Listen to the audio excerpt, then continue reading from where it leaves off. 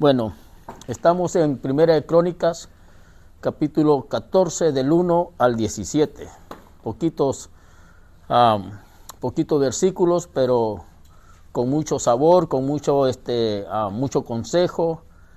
Sobre todo necesitamos el consejo de Dios, ¿verdad?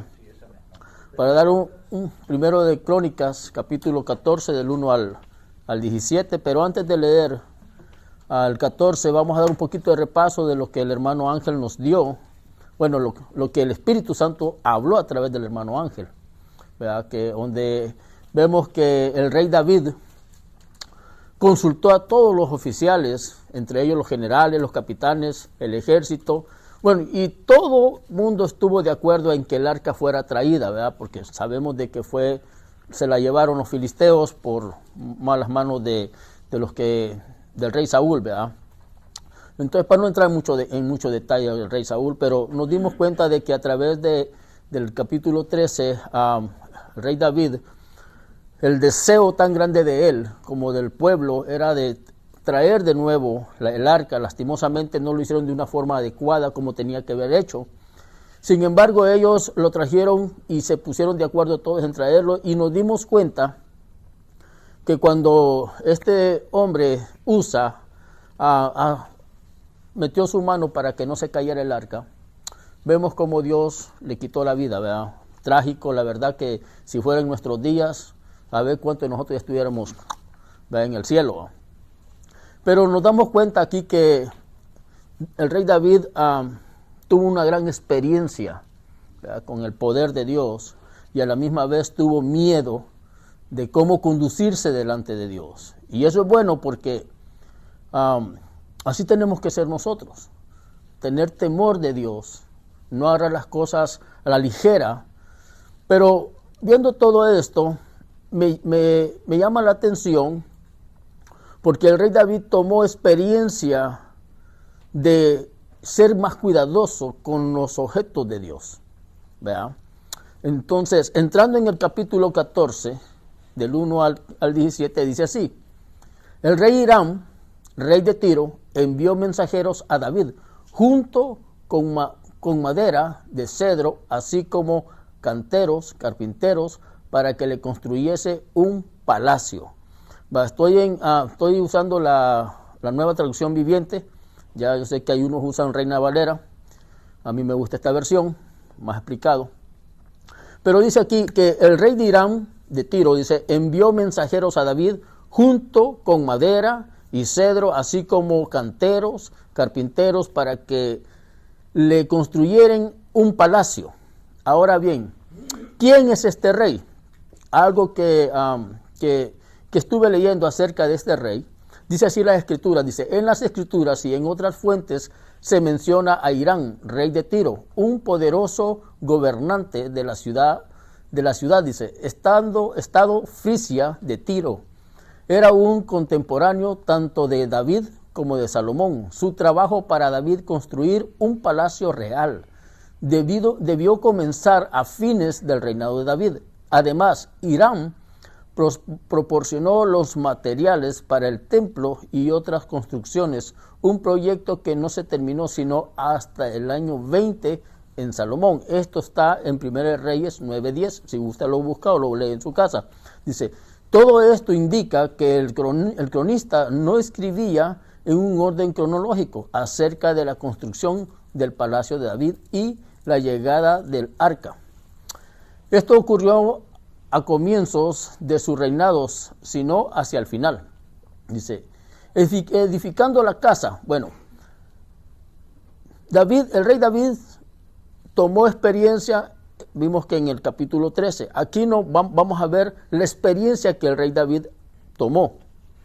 En el versículo 2 del capítulo 14 dice así: entonces David se dio cuenta de que el Señor lo había confirmado como rey de Israel, que había bendecido su reino en abundancia por amor a su pueblo. Nos vamos a detener un poquito acá. Cuando el rey de Irán, le llevó todo este material, ¿ya? El rey David dice la palabra de que él se dio cuenta de que el Señor lo estaba confirmando. qué hermoso es cuando Dios le confirma a uno, ¿ya?, para lo que Dios lo ha creado. Por ejemplo, si no me deja mentir el pastor aquí con nosotros, todo aquel que Dios toma como pastor, quiera o no, va a tener que pasar por el desierto de pruebas, y en medio de esas pruebas, cuando aquella persona ya está que quizás sus esperanzas se le han ido, es cuando Dios confirma su llamado. Yo conozco de un hermano que hoy es pastor, es paisano mío. Él se tuvo que ir para México porque solo allá había un instituto en español. Y el deseo de él era ser pastor, todo el tiempo sintió ese llamado. Tanto que él prefirió irse para México, el hermano Jaime lo conoce, hermano Jorge Carranza. Él se fue para México por tal de estudiar, porque solo allá había instituto bíblico en español. Entonces, él me contaba a mí que llegó un momento que el pastor que antes lo tenía, le dijo que lo iba a apoyar con dinero, ¿no? Pero resulta que nomás el primer mes lo apoyó. De ahí él se las vio. Entonces, dice que en el instituto que él estaba, como ya no pudo pagar la mensualidad, dice que él tuvo que irse para otro lado, ya para el lado de Oaxaca, y allá empezó el estudio. Pero antes de empezar el estudio, dice que él llegó a vivir en una casita hecha de cartón, hecha de, ¿cómo se llama? Lo que es de láminas, y era un cuartito en el que él estaba. Y dice él que él afligido, pero esto ya tenía rato de él estar así, por el dinero se había terminado, tuvo que salirse de donde estaba estudiando para ver dónde estudiar otra vez. Entonces dice que él, cuando él se vio que no tenía nada, dice que ahí se arrodilló y empezó a clamar a Dios y que le confirmara si realmente el llamado era él para pastor. Dice que en esos tiempos una hermana lo estuvo buscando para ayudarle monetariamente. Resulta que la cosa es que se dio cuenta de dónde estaba él y él empezó a mandar dinero. Dios le confirmó a él que él lo tenía llamado para pastor cuando las puertas se le empezaron a abrir. Dios le empezó a mostrar de que él iba a ser pastor y ahora, gracias a Dios, ya tiene años de ser pastor allá en el Estado de México. O sea, él dejó este lugar. Muchos de nosotros nos aferramos a este país. ¿Por qué? Porque vivimos cómodamente. Pero los que son llamados específicamente para algo, Dios les va a permitir pasar por muchas pruebas, por muchas dificultades antes del llamado. ¿Por qué? Porque tiene que estar esa persona, tiene que reconocer a Dios en la necesidad, en las angustias, en las enfermedades. Nosotros hemos visto la historia del rey David, cómo Dios lo vino trayendo cuando le dijo cuando lo ungieron como el nuevo rey, pero no se le confirmó luego, sino que él empezó a huir del rey Saúl porque él lo quería matar. Y eso muchos de nosotros lo hemos leído y hemos aprendido de ahí. Ahora aquí Dios le está confirmando a través de un rey, ya, que él es llamado, o sea, lo confirmó en su reinado por amor a su pueblo. Por amor a su pueblo. Ahora, ¿por qué digo que es tan importante este llamado? Cada uno de nosotros tenemos un llamado. Cada uno de nosotros sabemos para lo que vamos a servir. Cada uno de nosotros sabemos el don que nos ha dado Dios o los dones que nos ha dado de capacidad. Pero Dios nos confirma, Él nos hace el llamado, pero nos confirma en el camino, ¿ya? ¿Para qué vamos a servirle a Él aquí? Ahora, la cuestión es, ¿estamos preparados nosotros para ese llamado? Si Dios llamara a uno de acá de nosotros, porque ahorita aquí vemos algunos que predicamos, como el hermano Félix, el hermano Ángel, el pastor, mi persona, el hermano Julio, pero entre los demás, ¿estaría uno también que Dios esté llamando para que se ponga a predicar también? Eso depende de cada uno de nosotros, ¿ya? Pero aquí vemos que el rey David está contento viendo de que a través de un rey, Dios lo está confirmando como rey y lo está bendiciendo en abundancia por amor a su pueblo. Ahora, si Dios nos bendice a nosotros, fíjense bien, con posiciones. Nos ha bendecido Algunos tenemos 2 carros, otros tenemos 3 o 4 carros, con casa, apartamento. Pero los ha bendecido por algo, por un propósito. Y el propósito es nuestro prójimo. Y aquí Dios nos ha dado ejemplo, acerca de estos 2 varones, que la gloria y la honra es para Dios, todos somos servidores. Y esta iglesia, la verdad, aquí se muestra el amor de Dios a través de nosotros. Que a pesar de que no es personal que se congregue con nosotros, pero sentimos el dolor de él porque somos un solo cuerpo. ¿Ya? Entonces, si nosotros tenemos posiciones, si tenemos trabajo, el Dios te ha dado un trabajo a ti y te ha dado una posición buena y te ha dado la gracia delante del patrón, es por un propósito, que le ayudes al necesitado. Por eso es que Dios nos da, por eso es que Dios nos pone en diferentes lugares. Por ejemplo, te voy a poner mi ejemplo. Yo no trabajo en construcción, trabajé un tiempo, pero ya grandecito, Dios me tiene en un lugar ya casi por 20 años. Ahora, ¿cuál es el propósito de Dios? Que yo he visto en mí, que toda persona que llega hablando español al edificio donde yo trabajo, se va con el evangelio. Acepte o no acepte. Dios me ha dado la oportunidad de que han habido personas que han recibido a Cristo y hay otras que lo han rechazado, pero se han llevado la semilla dentro del corazón. Entonces, Dios me puso por un propósito en la compañía que estoy. No solamente por ganar dinero, no solamente porque viva un poco mejor. Ahora, con mis recursos, Dios me ha dado los recursos a mí, pero ¿para qué? Para que los ministre, para ayudar al prójimo. Donde usted está, si Dios lo tiene ahí, a pesar de la situación que estamos viviendo, es porque Dios quiere que usted sea luz en ese lugar que está. Dios quiere que usted hable con los que están a su alrededor y si hay necesidad, por medio de usted, tenga esa persona lo que necesita. Esto es lo que veo en estos 2 versículos, donde Dios le ha dado a él en abundancia, dice, por amor a su pueblo. Qué importante es la confirmación de un llamado. El Señor llamó a David para que fuera el próximo rey de Israel y lo confirmó cuando Hiram, rey de Tiro, le mandó todo lo que él iba a necesitar para la construcción de su palacio. Dios le dio a David honor y éxito. Ha exaltado su reino, pero no simplemente para un beneficio personal, sino para un beneficio del pueblo. Como lo decía a menudo somos tentados a usar nuestra posición o posiciones solo por nuestros propios beneficios. Por el contrario, debemos recordar que Dios nos ha colocado donde estamos y nos ha dado todo lo que tenemos para que podamos animar a otros a compartir con aquellos que están en necesidad. Por ejemplo, hoy no hay casualidad de que hoy estamos estudiando esto sabiendo que hay una necesidad con este hermano que lastimosamente se cayó de una gran altura. Ahora, Dios nos está mostrando de que Él está moviéndose porque Dios en su misericordia está trabajando en Él. Si Él no hubiera caído de ese lugar, tal vez Él no hubiera recibido a Cristo. Dios conoce los caminos, Él conoce el futuro de cada uno de nosotros. A nosotros nos ha traído por diferentes formas, tal vez por enfermedad, tal vez por un problema, tal vez por alcoholismo. Hay muchas formas de cómo Dios nos llama, ¿verdad? Pero ahora está la oportunidad de ¿qué? De seguirlo ayudando a Él y así van a venir muchas personas más. Tal vez cerca de donde usted vive, cerca donde usted trabaja. Por ejemplo, el hermano está diciendo que hay otro joven que se cayó y se quebró la pierna.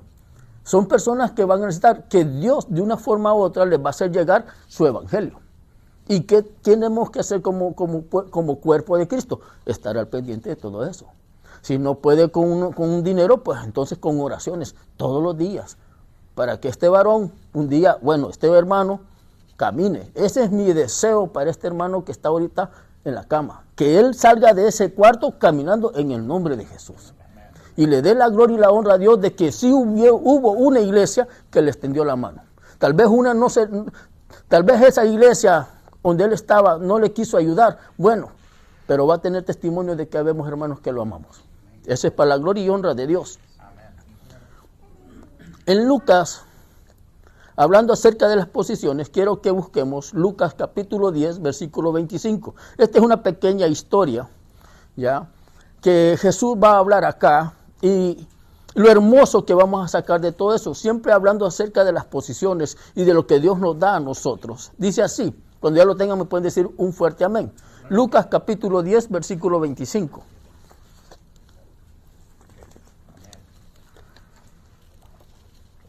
Dice así, cierto día un experto en la ley religiosa se levantó para probar a Jesús con la siguiente pregunta. Maestro, pregunta, ¿qué debo hacer para heredar la vida eterna? El 26 dice así, Jesús le contestó, ¿qué dice la ley de Moisés? Pregunta, ¿cómo la interpretas? El 27 dice, el hombre contestó, amarás al Señor tu Dios con todo tu corazón, con toda tu alma, con toda tu fuerza y con toda tu mente. Y amarás a tu prójimo como a ti mismo. El 28 dice, correcto, le dijo Jesús, haz eso y vivirás. El hombre quería justificarse sus acciones, entonces le preguntó a Jesús, ¿y quién es mi prójimo? Jesús respondió con una historia en el versículo 30. Un hombre judío bajaba de Jerusalén a Jericó y fue atacado por los ladrones. Le quitaron la ropa, le pegaron y lo dejaron medio muerto al costado del camino. En el 31 dice así, un sacerdote pasó por ahí de casualidad, pero cuando le vio al hombre en el suelo, cruzó al otro lado del camino y siguió de largo. Un ayudante del templo pasó y lo vio allí tirado, pero también siguió de largo por el otro lado. Entonces pasó un samaritano despreciado y cuando vio al hombre sintió compasión por él. Se le acercó y le dijo, se acercó y le alivió las heridas con vino y aceite de oliva y se las vendó. Luego subió al hombre en su propio burro y lo llevó hasta un alojamiento donde cuidó de él. Al día siguiente le dio 2 monedas de plata al encargado de la posada y le dijo, cuida a este hombre, si los gastos superan esta cantidad, te pagaré la diferencia la próxima vez que pases por aquí. Ahora bien, ¿cuál de los 3 te parece que fue el prójimo del hombre atacado por los bandidos? Preguntó Jesús. El 37. El hombre contestó, el que mostró compasión. Entonces Jesús le dijo, así es, ahora ve y haz lo mismo. ¿Por qué leo esta pequeña parábola? Porque lo que Dios nos da es para nuestro prójimo. A veces podemos ser un poquito mezquinos porque nos ponemos a pensar en todos los biles que tenemos. Pero con poco o con mucho, siempre los biles se pagan. Y siempre tenemos que comer, por la gracia de Dios. Entonces, si en esta parábola se habla de un sacerdote que era conocedor de la ley, habla acerca de otra persona que también era conocedor de la ley porque venía del templo. ¿Ya? Y habla de un samaritano. ¿Qué era el samaritano para los judíos? Lo veían como perros. Pero el samaritano tuvo compasión por este hombre. Qué triste va a ser para aquella iglesia que no le pudo brindar ayuda al hermano que cayó del edificio. Se portó como un sacerdote, ¿ya? Que sabiendo la verdad no pudo ayudar, ¿verdad? Entonces, Dios nos habla de diferentes formas o nos muestra de que lo que estamos haciendo está bien. Vamos por buen camino. Ahora, nosotros tenemos que tener esa misma compasión que Cristo lo tuvo con nosotros. ¿Quiénes éramos nosotros? Pues no éramos nadie. En Él somos valorados, en Él tenemos una identificación, en Él somos alguien apreciado, ¿verdad? Entonces, tenemos que ser por nuestro prójimo. Bueno, volviendo entonces a Primera de Crónicas, capítulo 14, versículo 3, dice así: luego David se casó con varias mujeres, grave error, mas en Jerusalén ellas tuvieron más hijos e hijas. Dice el 4, estos son los nombres de los hijos de David que nacieron en Jerusalén: Samúa, Sobad, Natán, Salomón. El 5 dice Ibar, Elisúa, el Pelet, que poco yo siento que poco le ponen Pelet nada más, el Pelet. El 6 dice Noga, Nefeg, Jafía, y el 7 dice Elisama, Eliada y Efilet. Estos son los hijos que le nacieron al rey David en la ciudad de Jerusalén. Ahora bien, dice, la costumbre de la realeza del Medio Oriente en aquellos días era acumular esposas y concubinas. Pero este no era el ideal de Dios, claro que no. En Génesis 2:24, no lo busque, yo lo leo, dice así: esto explica por qué el hombre deja a su padre y a su madre y se une a su esposa y los dos se convierten en uno solo. Esto es lo que Dios hizo de un principio. A Dios no le agrada la poligamia. En cambio, el hombre, la tradición de los reyes o la tradición de los hombres en el Medio Oriente era acumular muchas mujeres y concubinas. Lo vimos también en el rey David, lo vimos en su hijo Salomón, lo hemos visto en Elcana, el papá de Samuel, del profeta Samuel. Lo hemos visto en Jacob, que tuvo 4 mujeres y 12 hijos, de donde salieron las 12 tribus. Lo hemos visto en el padre Abraham, que tuvo a Ismael y a Isaac. Y los problemas que causaron el haber tenido diferentes esposas. Hemos visto a través de la historia que la poligamia es pecado. Es pecado la poligamia. Algunos países, por ejemplo África, hay una ley, lastimosamente, hay una ley que permite el adulterio. Permite que el hombre pueda casarse con 2 o 3 mujeres siempre y cuando las pueda mantener. Yo tengo una compañera de trabajo que ella es de allá de Etiopía y lastimosamente ella estando aquí, el esposo se casó allá con otra, más joven que ella. Pero le exigía a la que estaba aquí que le mandara $, para mantenerla a él y a la otra. Son bien inteligentes. Pero yo le decía a ella, ¿por qué? ¿Que acaso la ley no condena esas cosas? Y dice, no, porque allá hay una ley que el hombre puede tener las mujeres que quiera. ¿Y la mujer? No, la mujer no. El hombre. Como también lo vemos en Medio Oriente, también hay esa práctica que hay muchos árabes que tienen diferentes mujeres. Y como tienen dinero, pues las mantienen. Nosotros, gracias a Dios, no. ¿Por qué? Porque nosotros nos erigimos por la palabra de Dios. No porque tal vez quisiéramos imitarlos. ¿Verdad? Nos faltan los camellos. Pues dice que la paga del pecado, esto es lo que trae ¿cómo se llama? El tener muchas esposas trae pecado. La poligamia, esto es lo que trae, dice, la paga del pecado, pues la paga que deja el pecado es la muerte, pero el regalo de Dios es la vida eterna por medio de Cristo Jesús nuestro Señor. Entonces, Dios no estaba de acuerdo con el rey David que él tuviera varias esposas, por los problemas que surgen, por las dificultades que hay entre las mujeres, ya. Pero el rey David iba con la tradición de ese tiempo.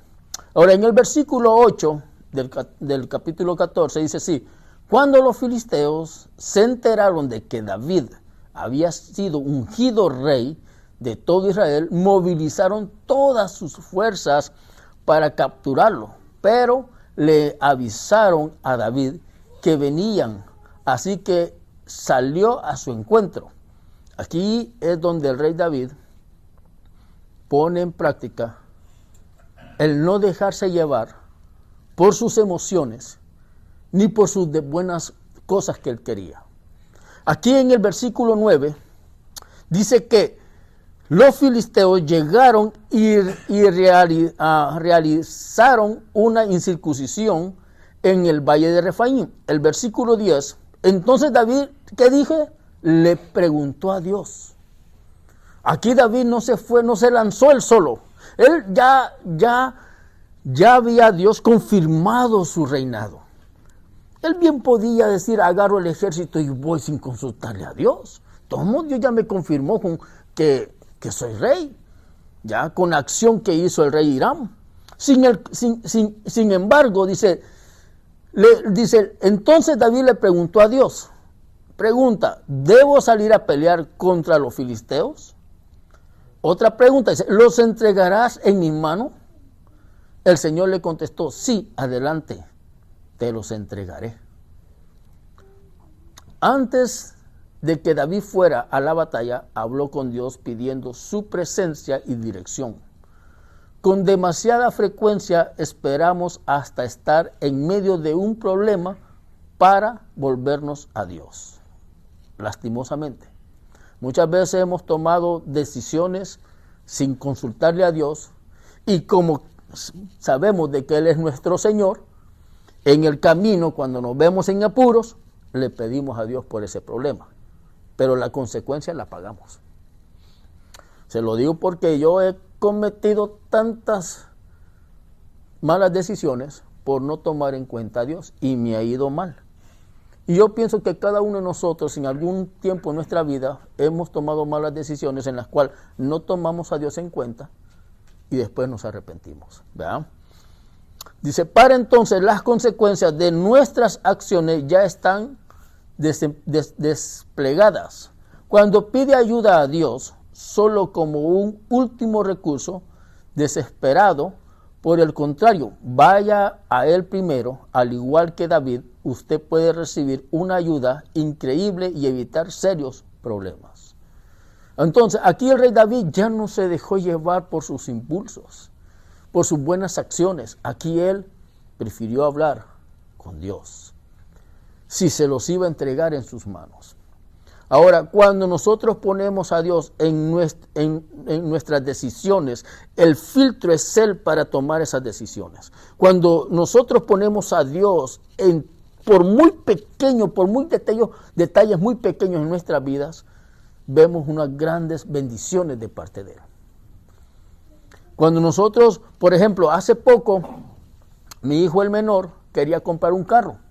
Él estaba fascinado, que era un carro 4x4 y muy poquitas millas, pero el precio me daba a mí como que un poquito de duda, ¿verdad? Porque el precio se veía muy cómodo para la marca del carro. Era un Subaru 2010 por ahí, con muy poquitas millas. Y yo dije, qué raro, con poquitas millas y se ve bien el carro. Fuimos a verlo, fuimos lejos. Pero antes de ir, me levanto de mañana y le digo a Dios, Señor, a ti sea la gloria y la honra. Tú sabes que los planes que tenemos, pero yo quiero primero pedirte a ti que nos guardes en primer lugar y que nos muestres si el carro está bueno o está malo. Porque a mí me pueden engañar, como pueden engañar a mi hijo, pero a ti no te pueden engañar. Es que por favor te pido que nos guíes y que no nos dejemos llevar por nuestras emociones y agarrar un carro y al final vaya a ser un yonque. Bueno, entonces nos fuimos y estando allá, empiezo a ver el motor y veo debajo del motor y voy viendo que tenía bastante aceite abajo. El carro se veía hermoso, bien limpio, bien aseado por dentro, ¿ya? Y le chequeé el aceite y veía algunas burbujitas, pero aún así decía yo, pero puede ser, no puede ser. Entonces cuando ya así me bajé abajo y vi que tenía mucho aceite, le digo yo, no, este carro tiene aceite abajo, y un carro no tiene que tener aceite. Entonces le digo yo, agáchate bien, tírate al suelo y míralo, porque es tu dinero el que vas a poner aquí. No te vas a llevar algo que no te va a servir después. Y sí, él lo vio y después pidió las llaves, encendió el carro y se vio una check engine y dijo no. De ahí vimos uno que estaba a la par igualito a ese, la misma marca y todo, con pocas millas también, bien barato, pero tenía un pozo de aceite en el motor arriba. Tampoco. Fuimos a ver otro y le digo, ¿sabes qué, mijo? No te quiebres la cabeza. Todos los carros que venden aquí, luego, lastimosamente, están malos. Luego. Dios nos está mostrando de que no tienes que comprar acá. Vámonos de aquí. Pidámosle a Dios, Él te va a dar un carro mejor que este, pero ten paciencia. Ahora, si yo no le hubiera pedido a Dios, si me hubiera ido nomás con lo que yo sé de los carros, aunque no soy mecánico, me hubiera engañado. Los dos hubiéramos caído en la trampa. Porque es importante primero hablar con Dios, por muy pequeño el detalle, por muy pequeño el trabajo que vaya a hacer.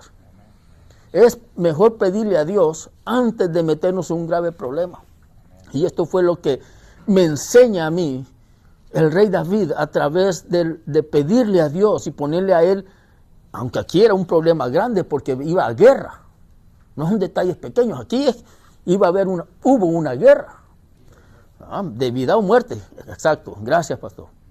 En el versículo 11 dice, entonces David y sus tropas subieron a Baal Perasim y allí derrotó a los filisteos. Dios lo hizo, exclamó David. Me utilizó para irrumpir en medio de mis enemigos con una violenta inundación. Así que llamó ese lugar Baal Perasim, que significa el Señor irrumpe. Aquí David le está dando la gloria y la honra a Dios, como nosotros lo hacemos. En cada problema, en cada decisión, tenemos que darle la gloria y la honra a Dios, por muy grande o por muy chica que sea la decisión que hayamos tomado o el haberle pedido a Dios. Tenemos que darle la gloria y la honra a Dios. Eso es lo que nos muestra el rey David a nosotros. Dice el versículo 12, los filisteos abandonaron sus dioses allí, que David dio órdenes de que fueran quemados. Dice, la acción rápida y decisiva de David en contra de los ídolos lo ayudó a unificar su reino y encauzar a la gente a la adoración de Dios único y verdadero. Él obedeció la ley que decía, sus altares destruiré y quebraréis sus estatuas y destruiré sus imágenes de acera y quemaréis sus esculturas en el fuego. Esto se encuentra en Deuteronomio 7, capítulo 7, versículo 5. El rey David hizo lo que la palabra se había hablado antes. Todo lo contrario al rey Saúl. El rey Saúl hizo todo lo contrario a lo que el rey David estaba haciendo, porque conforme al corazón del Señor, dice su palabra. Volviendo al versículo 13, que estamos poco por terminar. Poco tiempo después, los filisteos volvieron de nuevo, hicieron una incursión en el valle. El 14, una vez más David le preguntó a Dios, ¿qué debía hacer? No los ataques de frente, le contestó Dios. En cambio, rodéalos y cerca de los álamos, atácalos por la retaguardia. Qué lindo es Dios cuando nos responde. Qué bello es cuando le estamos pidiendo algo a Dios, te puede contestar en el momento, como te puede contestar con el tiempo. ¿Ya? Y algo que les quiero decir, para gloria y honra de mi Señor, mi esposa y yo hemos estado pidiendo para que los hijos de ellas tengan un estatus legal acá. Uno de ellos ya lo tenía, pero el mayor no. Pero para gloria y honra de Dios, el mayor ya los tiene. ¿Verdad? Las oraciones son contestadas porque Él ve la súplica, no es tanto la súplica, el amor de Dios hacia nosotros que nos da aquello, tal vez no en el momento, pero con el tiempo viene. ¿Y por qué a veces Dios permite que el tiempo se alargue? Es para ver nuestra paciencia. Es para ver si nosotros estamos determinados a clamar y a suplicar por aquello. Tal vez sea algo material, pero es algo que le va a ayudar a uno en este país, estar más como están las situaciones. ¿Verdad? Dios, ¿por qué a veces nos contesta tan rápidamente que nos quedamos hasta asombrados? Quizás porque no lo pensábamos que en el momento lo íbamos a recibir. Pero cuando se tarda, no se tarda porque nosotros lo vemos como tardanza. Dios siempre llega a tiempo. Dios siempre va a llegar a tiempo, Él nunca va a llegar tarde. Pero nosotros tenemos que pedirle a Dios que nos fortalezca esa espera en Él. Que a pesar de todas las cosas que veamos que vienen encima de nosotros, hay cosas que no podemos explicarlas, pero lo único que podemos decirle a Él, ¿sabes qué, Señor Jesús? Yo sigo confiando en ti. Y Dios mueve su mano.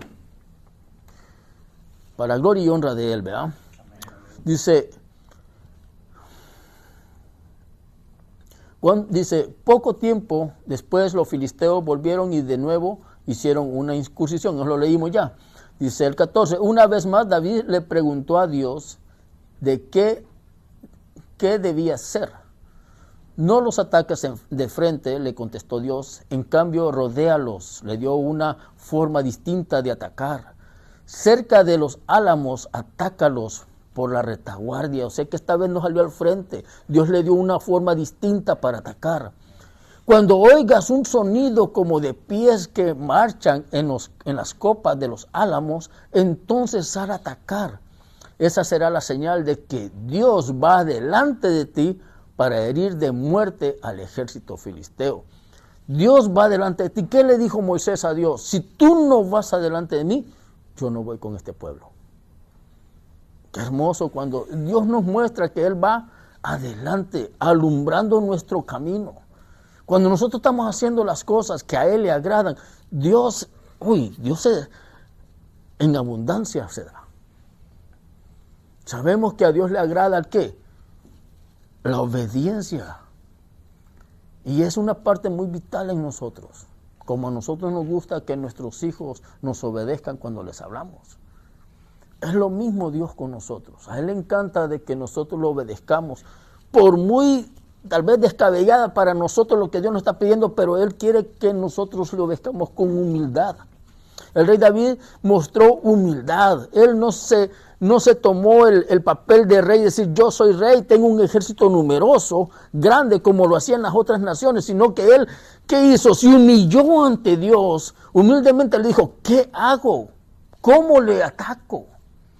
Y Dios en su amor y su misericordia dijo, ¿sabes qué? Hoy no los vas a atacar de enfrente, los vas a atacar por la retaguardia. Y le dio todavía santo y seña de cómo lo iba a hacer. Cuando escuches el caminar de ellos en los álamos, entonces es la señal, atácalos. Dios ya se los había en su mano. Dios nos ha dado muchas cosas todavía que están por venir, ya están en nuestra mano, solamente de que usted y yo le creamos a Dios. Hay cosas que usted le está pidiendo que todavía no se ha hecho, todavía realidad. Sígale pidiendo, que ahí está la bendición de Dios.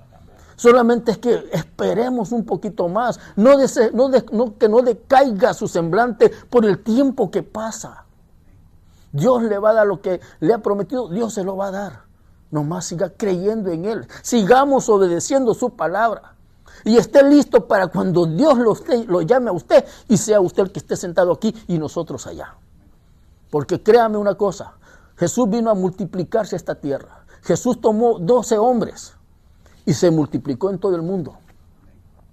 Y Dios quiere que cada uno de nosotros seamos multiplicados.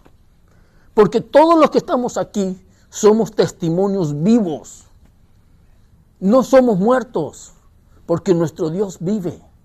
Cada uno de nosotros tenemos un potencial dentro de nuestras vidas, que es el Espíritu Santo, que es el que hace la obra.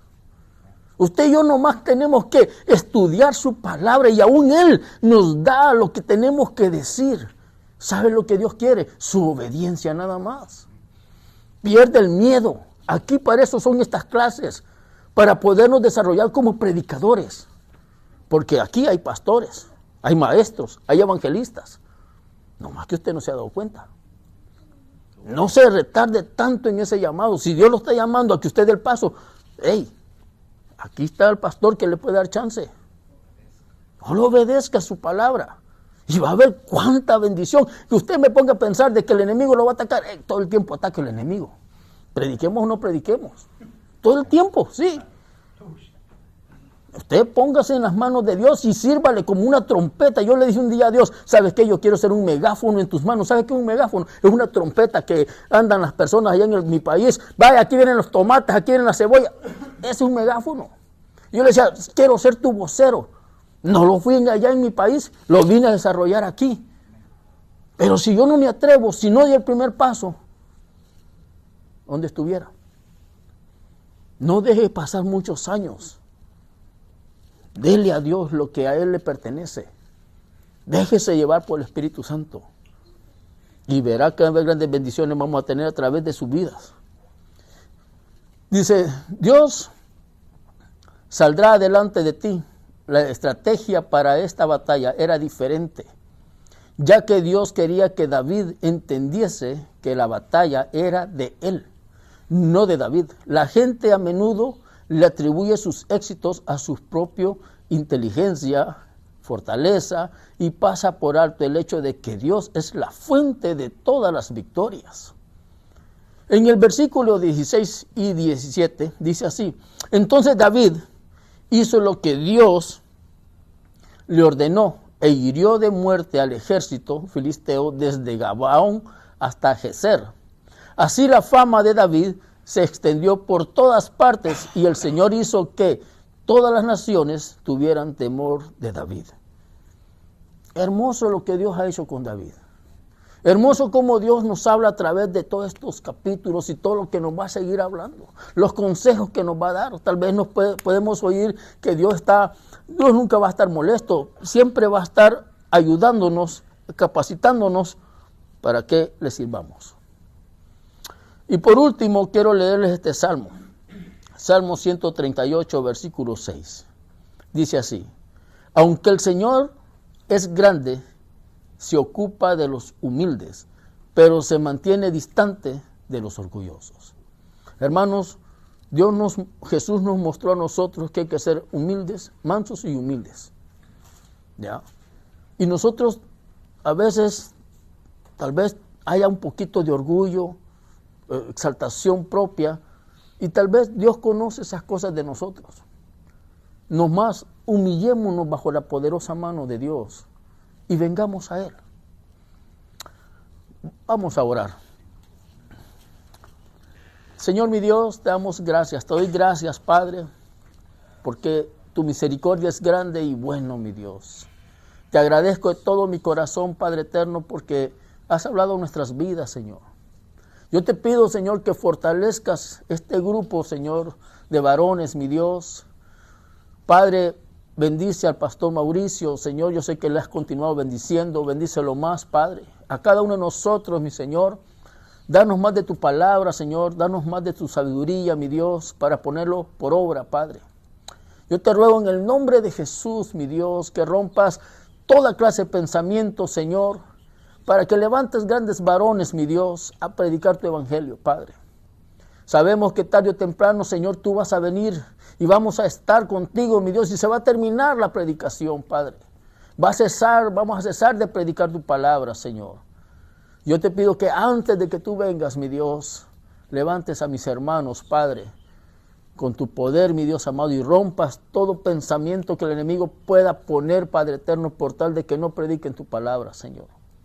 En el poderoso nombre de Jesús, mi Dios, gracias, Padre, porque tú eres bueno, Señor, y porque estás siempre al pendiente de nosotros, dirigiendo nuestros pasos, haciéndonos ver, mi Dios, nuestras fallas, pero siempre con un amor eterno, mi Dios, siempre nos restituyes, Padre Santo, y siempre levantas nuestra fe, mi Dios. Gracias, todo te lo debemos a ti, mi Dios, en el poderoso nombre de Jesús. A ti sea la gloria y la honra.